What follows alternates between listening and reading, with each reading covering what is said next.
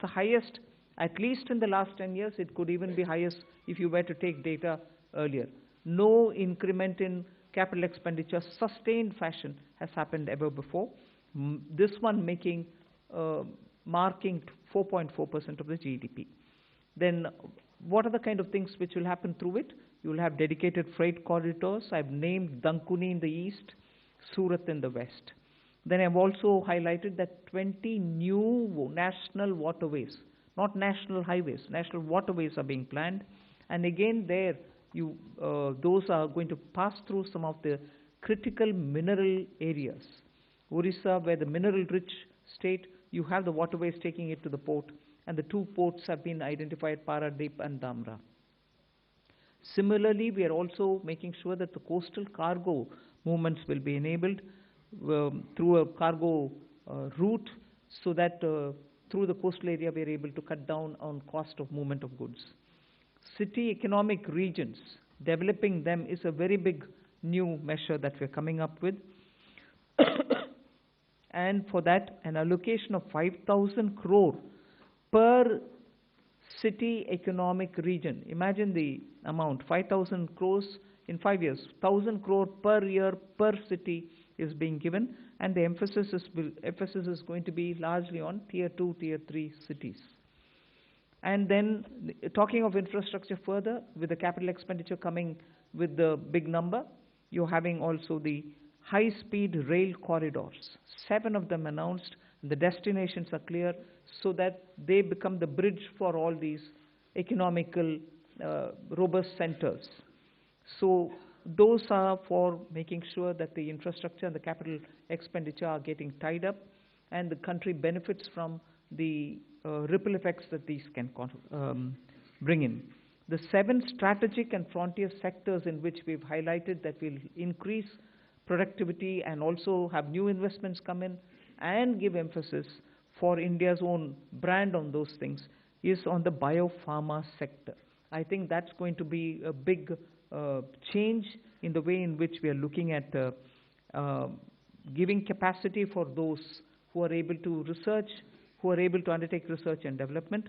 So 10,000 crore initiative again over five years for domestic biologics and biosimilar production. This is a clear message and backed with enough substance that India's lead in the pharmaceutical sector should be kept intact, but at the same time bring in newer ways of helping the pharma sector, and also because it has an impact on human health. Semiconductor mission had 2 major announcements that will improve the India stack and also the IP related matters. Electronic components manufacturing scheme for 40,000 crores is a major encouragement for electronics to become self-sufficient. We have also announced establishing rare earth corridors so that India can face and be able to meet its own requirements with its materials. So once we identify and are able to explore these minerals and process them, make them available for us, our dependency on external sources for bringing in the rare earths will be lesser. And we've identified the states where we want to establish this rare earth corridors. They are going to be in Orissa, Kerala, Andhra Pradesh, and Tamil Nadu. So these are very important developments, and they are going to have multiple decadal impact on the Indian economy. Our dependence on magnets and rare earths will be brought down. 3 dedicated chemical parks, again for reducing our import dependence. High-tech tool rooms for research, that will be set up in 2 locations. Very important thing is about the construction equipment being imported. That could be for building tunnels or metros or high energy and also heavy duty equipments which we are relying on imports. We want to manufacture them in India, and that is why I said, how does it affect a common man? It affects because firefighters today have novel, new, big ticket and small, very small firefighting tools and weapons or equipments, We don't have them in this country. That's why if there is a fire accident in some very congested area, our equipments are not able to reach those points, whereas there are equipments which today are produced abroad, which can navigate those small corridors and go save people's lives. Whether they or huge ones, all of which we want to make sure that we will have production in this country itself, whether they are tunnel boring or anything else. From small to big, we want to bring in those very impactful infrastructure into India. So we'll support domestic manufacturing. Then container manufacturing is another, which we'll support. I think I've gone in detail talking about the textile support in various forms. One very important announcement was made, Mahatma Gandhi Gram Swaraj initiative, which will make sure khadi, handloom, handicrafts will all be brought in, and one district, one product will all be brought in this initiative, and we'll be able to support rural artisans, rural workers, and handloom weavers in those areas. Legacy industrial corridors have got saturated. Manufacturing happening there is now very constricted because they are not able to bring in newer robotics and others. So we want to upgrade these legacy industrial clusters so that they become cost competitive and efficiency comes into these places. Even more important is the champion MSMEs, small and medium industries, entrepreneurs, MSMEs, who are going to be given all the supports, and three-pronged approach is being taken up there. We are giving equity support, we are giving also liquidity support, above all professional support for them, so that MSMEs, the equity support is supported by a 10,000 crore SME fund, growth fund. Above all, we are also topping up the Self-Reliant India Fund with 2,000 crores. So MSMEs should not feel any dearth of resources for equity. Similarly, they shouldn't feel any difficulty for liquidity in their hands, because the TREADS platform will now be treated almost as a security backed up instrument with which they'll be able to discount and get their monies. For professional support, we're working with the chartered accountant and cost accountant institutes so that they can create corporate mitras who can help these MSMEs in filing their returns, doing their accounts, and so on. Above all, for youth and training, there's so much. You've heard the speech, so I won't want to take your time on it. High-powered education to employment enterprise, standing committees being formed so that they can recommend measures for service sector as a core driver of Vikasit Bharat.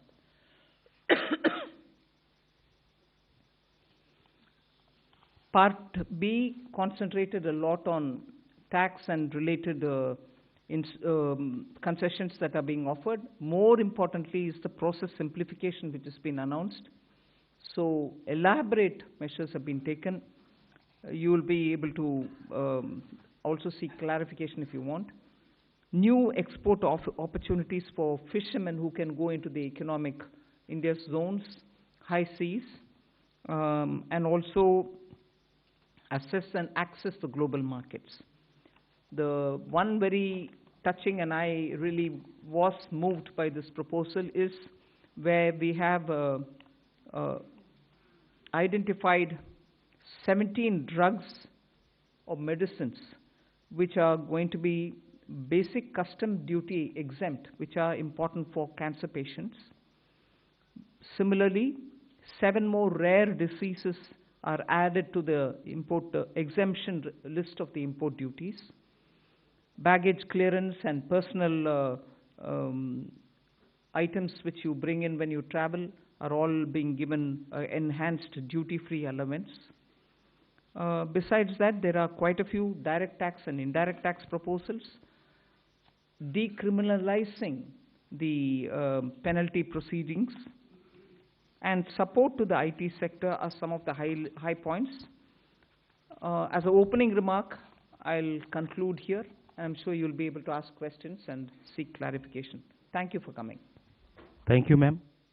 I'll start this question, taking the questions. First question is 17. 17. Good afternoon, ma'am. Shishir here from Hindu Business Line. Ma'am, my question is that under the miscellaneous capital receipt, the provision is 80,000 crore rupees. And last year, the provision was 47,000 crore, which has been reduced to 37,000 crore rupees now. Does this mean that there will be more equity monetization this year, or there will be more focus on the asset monetization of CPSEs? So you've got it rightly. The intent is that we will have a very strong asset monetization plan in place. Last year, ma'am had announced in the budget that there will be a pipeline prepared, which is being done. So we hope to reap the dividends from that.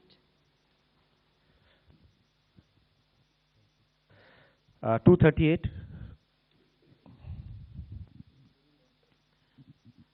Ma'am, Timsi Jaipuria, this side from CNBC TV 18. I just wanted to know the rationale behind the high... enough environment for improving productivity and making sure employment is generated. Also, technology, 21st century, this century is completely driven by technology. So we will ensure that technology is brought in to benefit the common man, to make sure common man benefits in the sense of ease of doing living, or for his business to prosper, or for farmers for greater productivity, or better logistics, whatever. So technology for benefiting every common man. And above all, with all this, inclusive development.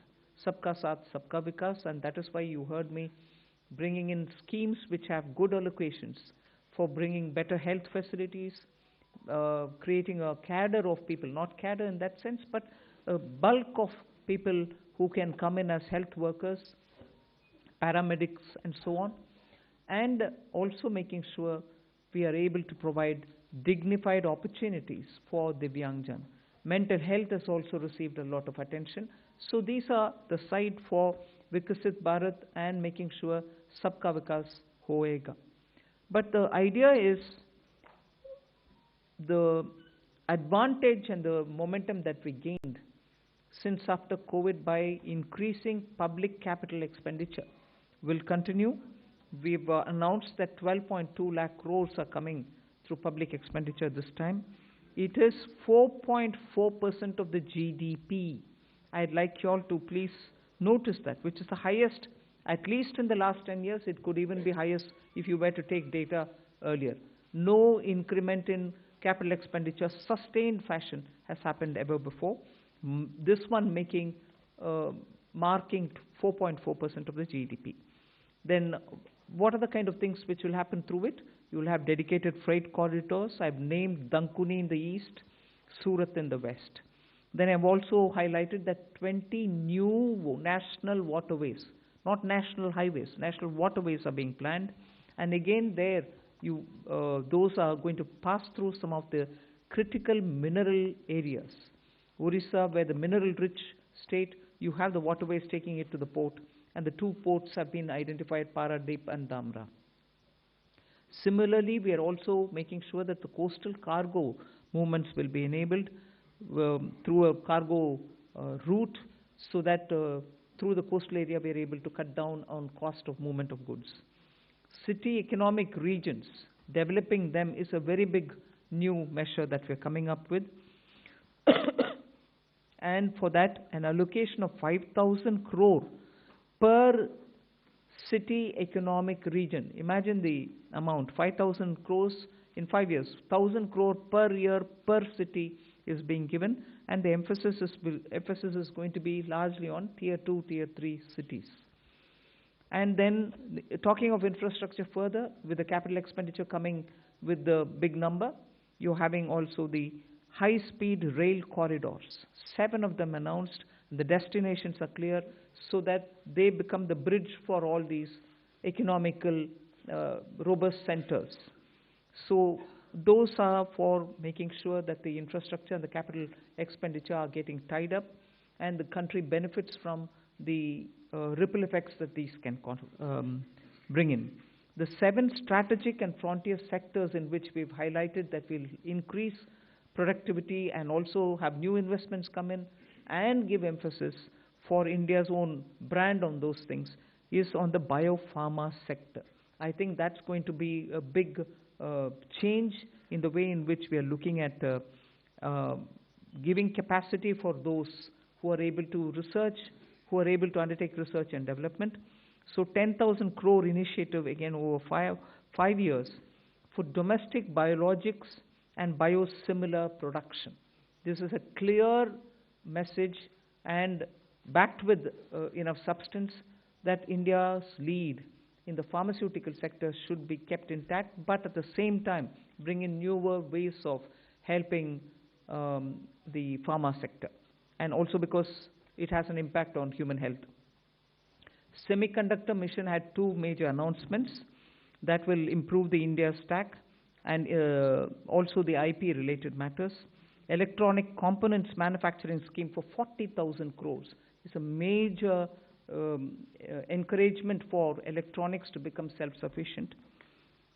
We have also announced establishing rare earth corridors so that India can face and be able to meet its own requirements with its materials. So once we identify and are able to explore these minerals and process them, make them available for us, our dependency on external sources for bringing in the rare earths will be lesser, and we've identified the states where we want to establish this rare earth corridors. They are going to be in Orissa, Kerala, Andhra Pradesh and Tamil Nadu. So these are very important developments, and they are going to have multiple decadal impact on the Indian economy. Our dependence on magnets and rare earths will be brought down. 3 dedicated chemical parks, again for reducing our import dependence. High-tech tool rooms for research, that will be set up in 2 locations. Very important thing is about the construction equipment being imported. That could be for building tunnels or metros or high energy and also heavy duty equipments which we are relying on imports. We want to manufacture them in India, and that is why I said, how does it affect a common man? It affects because firefighters today have novel, new, big ticket and small, very small firefighting tools and weapons or equipment. We don't have them in this country. That's why if there is a fire accident in some very congested area, our equipments are not able to reach those points, whereas there are equipments which today are produced abroad, which can navigate those small corridors and go save people's lives. Whether they or huge ones, all of which we want to make sure that we will have production in this country itself, whether they are tunnel boring or anything else. From small to big, we want to bring in those very impactful infrastructure into India. So we'll support domestic manufacturing, something which the industry can benefit from. So India can be less dependent on imports of these materials. That is where, having spoken to states, we thought it's very important to recognize the corridor and give a policy for it so that industries can invest, private sector can come in, governments, state and center can come together on it. That is where these corridors were announced. And looking at the success of the defense corridor, I can confidently say these rare earth corridors will make that big a difference to the Indian economy. The first question, I think there's enough to cover all the election states. If I do, you will ask me, why have you done it only for the election states? Now I've done it for election and non-election states as well. You want me to spell out what has been done only for the election states? I'm quite happy to do it. 262, front. At the front, please. Here, front side. Front row. Good afternoon, ma'am. Sapna Das here from CNBC TV 18. 2 quick questions. Just wanted to understand the gross borrowing at over 17 lakh odd crore. Would the government look at it as being on the higher side? Just asking that. And within that also, if you look at your net tax revenue stream, of course, B to RE it's higher, and a lot of concessions have been given away both on direct and indirect taxes. But the trend seems to be a bit flat, around 28 lakh odd crores. So if you could explain to us, how is this entire thing looking? And second, ma'am, in terms of the disinvestment aim, 80 odd thousand crores, would this also include IDBI stake sale sometime in FY27, ma'am? Thank you very much. So you've covered a number of secretaries all at one go. So on the borrowings, no, we don't think it's on the higher side because the net market borrowings are in the range of 11.73, which is been plus around that number for the last couple of years. The larger number is because we have 5.5 lakh crores which have to be repaid this year. So to that extent, we don't think that it's a large number. We have a plan how to manage this, and according to that plan, which also gets released from time to time, the markets would also know, as well as all of you all. 4. Okay. So, on the tax stream, because of some concessions that were given this year, there has been some course correction. But if you look at the next year, the direct tax is growing at 11.4% and continues to be 3.1% of the GDP. The total collection would be 6.9%. The indirect tax excise is growing very healthily because of the base correction, the base which has got added. Customs too is showing a decent buoyancy. So on the tax revenue, I think we are looking up. And even GST, as you would have seen the collection figures today, after rate rationalization, the buoyancy which we had expected, and in this hall we had discussed about it, you can see that coming back on that tax. Hi, ma'am. Meghna Mittal from Money Control. The fiscal deficit target that you have set for next year from 4.4 to 4.3 is being seen as very, very gradual. Is there a specific reason, or is it because of the global uncertainties as one of the major factors for being such a gradual fiscal consolidation path?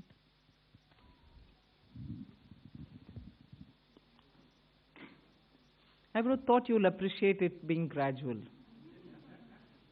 Because particularly fiscal, drastic changes go down well. One or the other section gets hurt.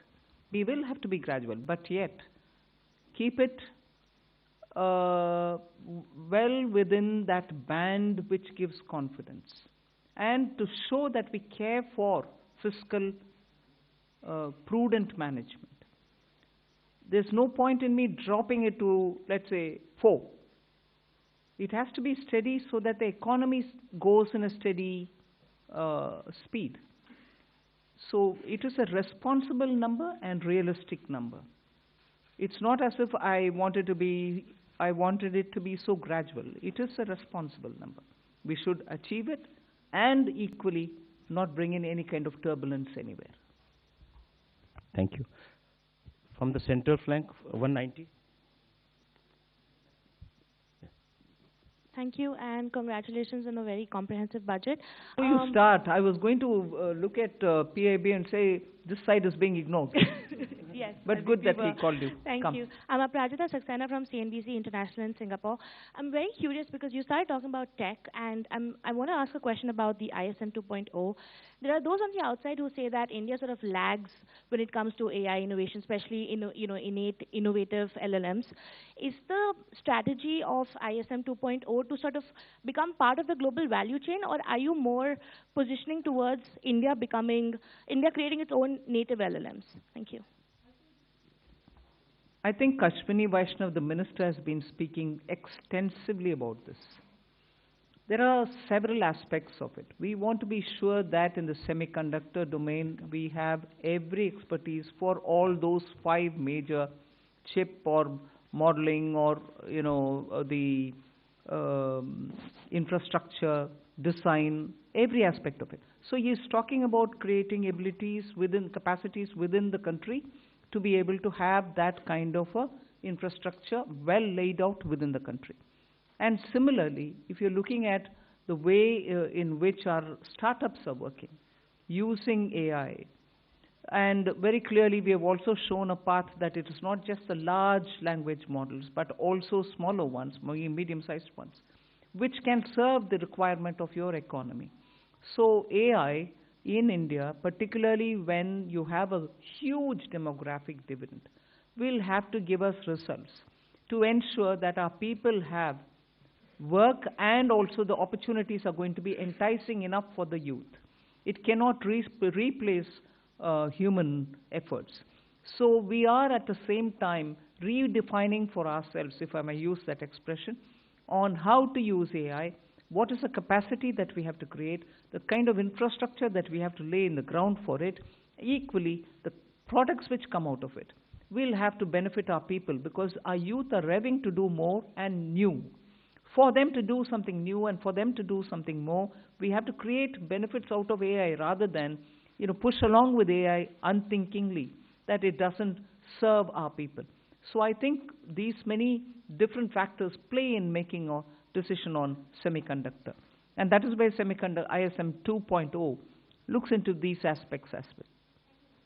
And I'll ask the CEA to speak a bit on it, because he spent a lot of time so that he could write effectively capturing what's happening down. Ananta, you want to say anything on it? Actually, we have to see the semiconductor mission and the announcements related to the rare earth corridor, which ma'am talked about a few minutes ago. All of them as part of the framework that we presented a couple of days ago here on the strategic resilience part.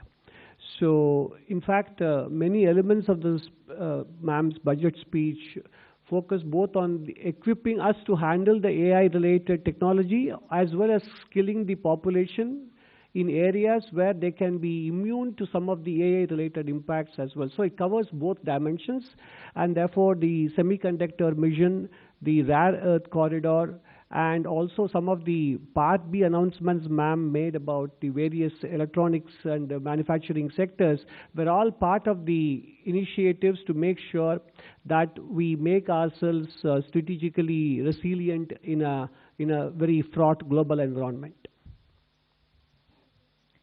138 at the back side.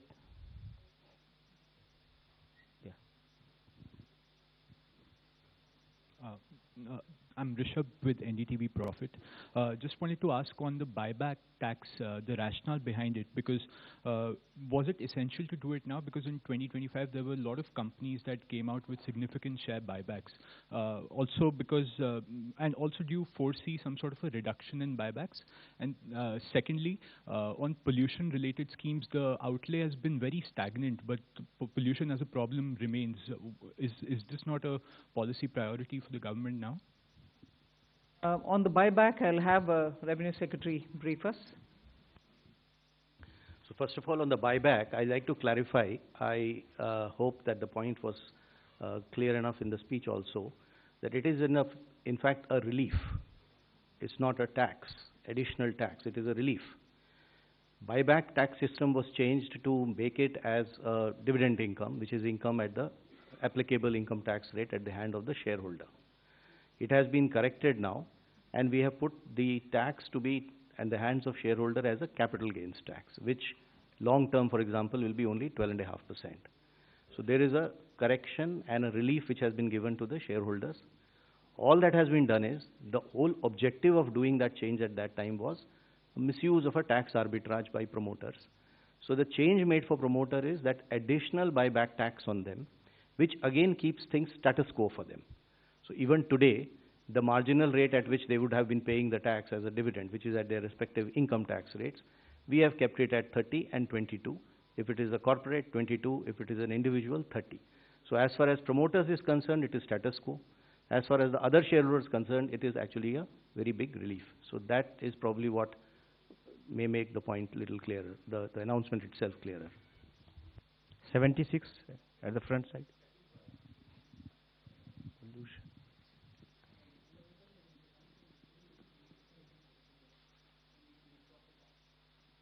So pollution is a priority with government, and not everything has to appear at the budget speech is how I would put it, ma'am. So we are working with many state governments on projects related to air pollution, even water pollution. There is a significant budgetary outlay on sewage control as well as drainage. And as it was noted, you would have seen the Finance Commission recommendations also. a large portion of the Finance Commission grants to the local bodies, urban and rural, is tied to water and sanitation, particularly I would say sanitation. So pollution of all kinds remains a top priority, and there are different ways in which we are trying to tackle it. Hello, ma'am. Ma'am, I am Monica from Business Standard. Ma'am, I have two questions. Ma'am, I am here. Ma'am, I have two questions with regard to customs. Ma'am, in your budget speech, you said that honest taxpayers will be able to close their case and they can pay the additional amount in view of penalty. So I want to know whether this is a customs amnesty scheme, and if you can just provide the contours of this scheme. And also, ma'am, Economic Survey flagged the need for convergence between transfer pricing, which comes under income tax law, and customs valuation. But there was no mention in your budget speech. So is there any such proposal being considered by the government?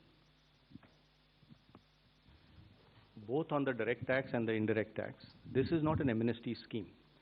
This is essentially an offer given to the honest taxpayer who would otherwise, when he gets to know that he has to pay the duty, he will like to pay it.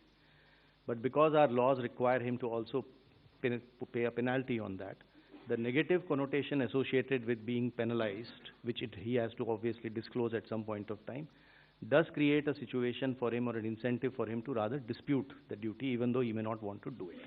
So the window that we are giving to the taxpayer is that you will, if you are willing to pay your tax or whatever is the duty, instead of penalty, the same amount you can pay in the form of an additional amount.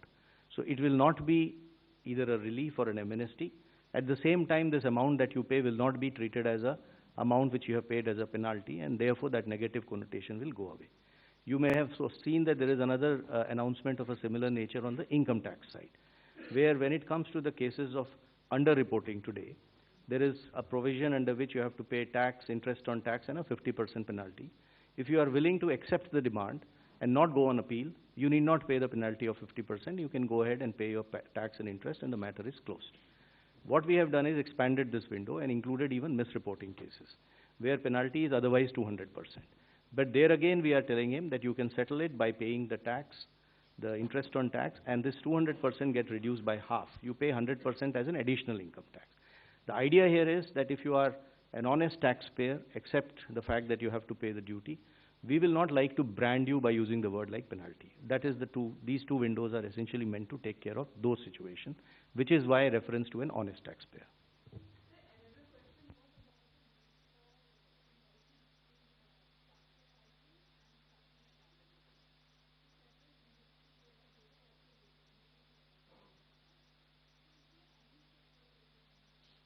Yeah, we are examining that separately. 194. Left side, yes, back. Ma'am, this is Amitod Singh from CNBC International. Congratulations to you and your entire team.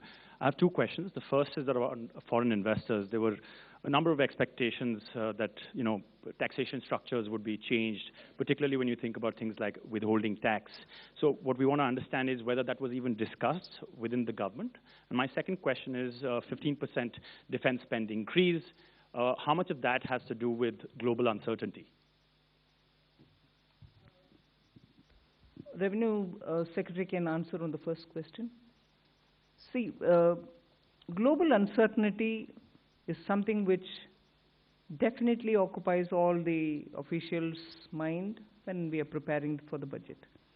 But I won't attribute it to be the cause for any one step. Across the board, we kept that in mind. So it's not the cause for any one thing that we've done or one thing which we did not do. That's kept in our mind. Our macroeconomic fundamentals are strong. You heard the CEA speak that despite you having a macro sound economic foundation, you're still sort of facing a world which is uncertain. And therefore, when currency, Indian rupee versus the dollar becomes an issue, you have done everything within the country to make sure your fundamentals are fine. But uncertainty globally is affecting on many grounds, and we are seized of it for everything that we do, not for one particular thing, but ours. Yeah, I think today we need to look at what has been announced in the budget. So we would rather focus on that, because there would obviously be many many of the issues which would be discussed and deliberated. But what has come out for you before in the budget is what is there, and we should probably focus on that.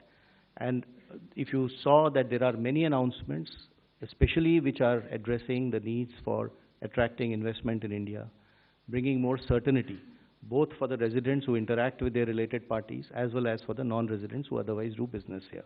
There's a whole host of those announcements. You'd appreciate that what, for example, has been done in IT services is a change which is completely, and it's a fully comprehensive change, which practically will take care of just about 30 companies need to now sign APAs.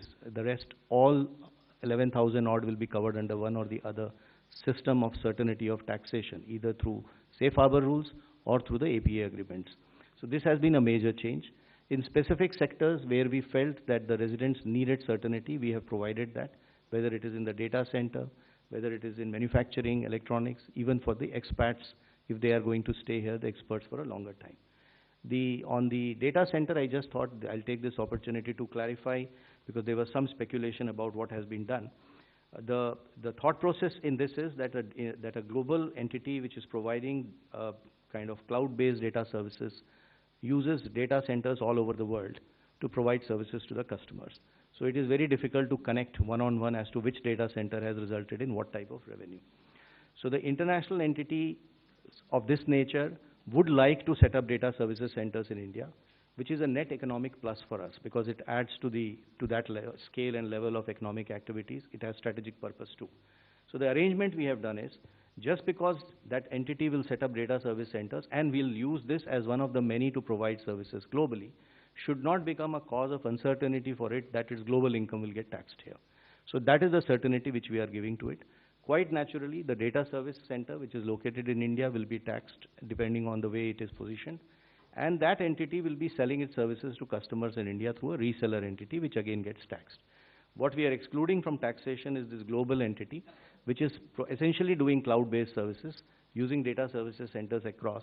And we do not want it to be deterred from enhancing its business footprint in India to provide such global services.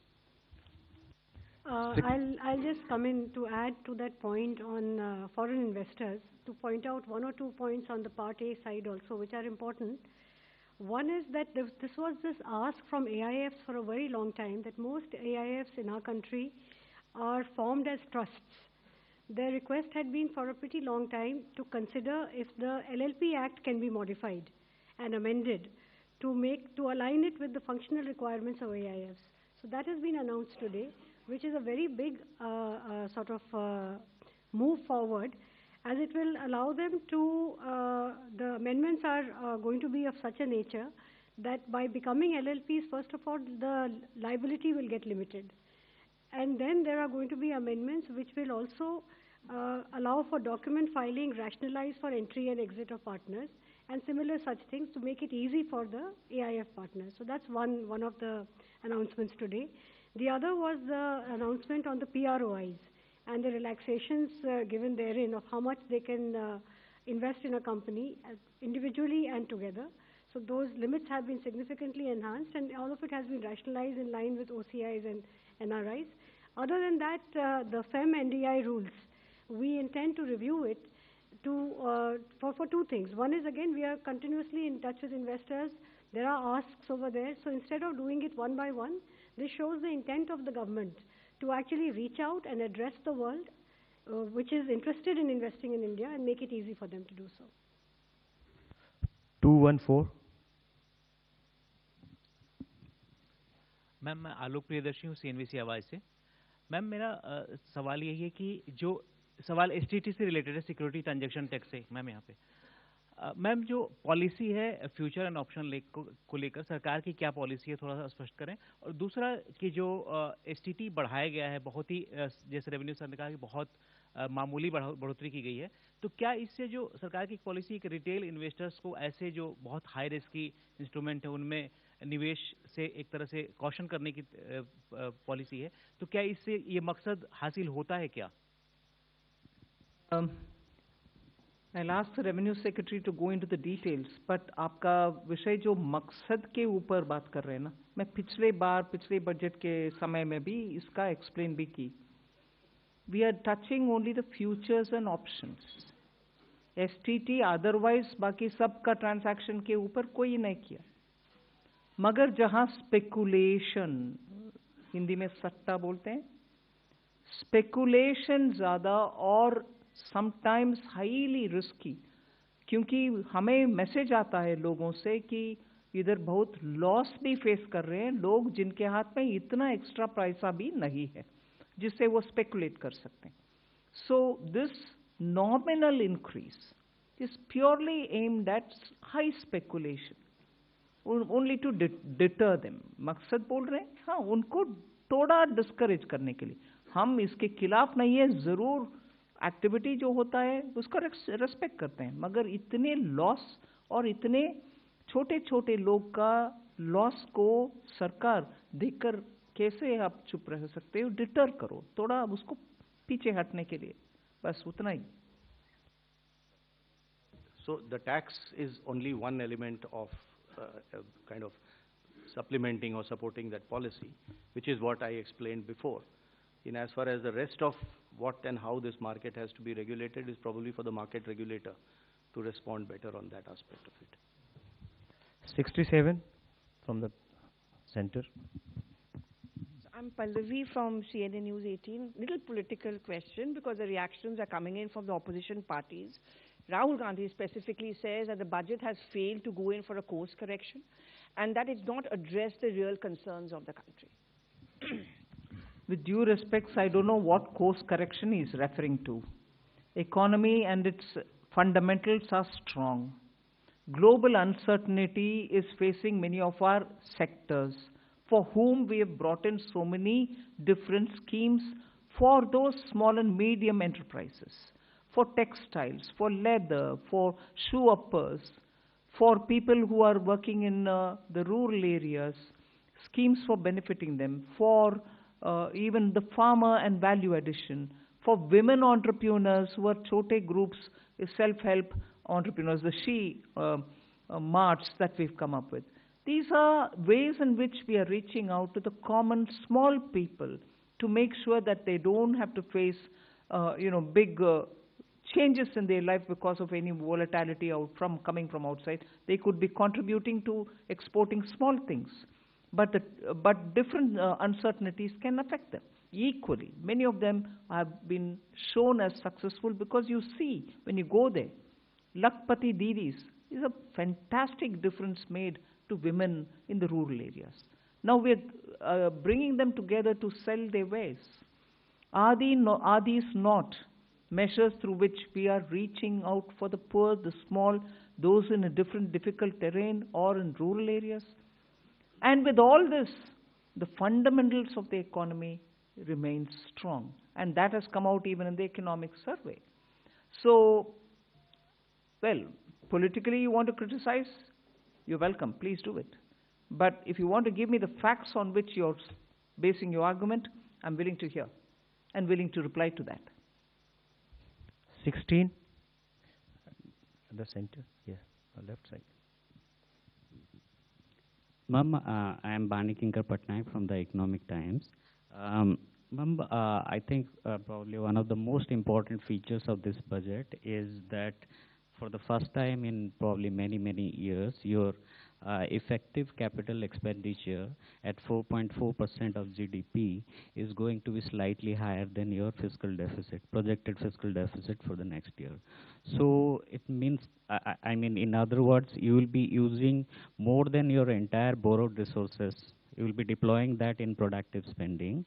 So I wanted to ask you that, whether it is going to be the new normal in the coming years. And ma'am, one clarification I needed. This VV Jiramji scheme, you have allocated more than 95,000 crore. At the same time, I see that, Narega has also got 30,000 crore.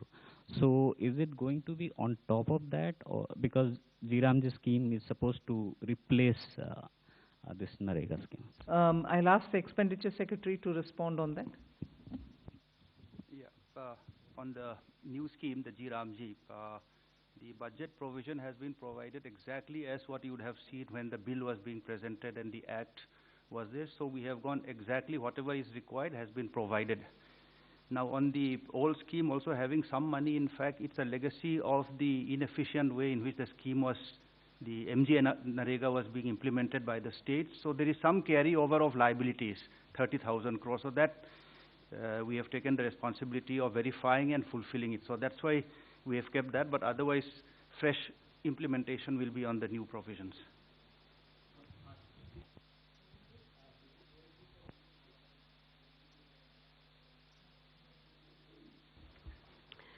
I would say that the fact that we have an annual budget means that we review everything annually. So I will leave it at that. We have done our fiscal math, and I think we come with a certain credibility on the fisc that we are confident of meeting, and while adhering to our commitment to higher capex. And fiscal deficit financing, as we have always done, is through a mix of market borrowings as well as NSSF. So that will continue. So there's not many major changes like that. Thank you. 37 at the back, yeah. Hi, ma'am. This is Shrimi Chaudhary from NDTV Profit. Just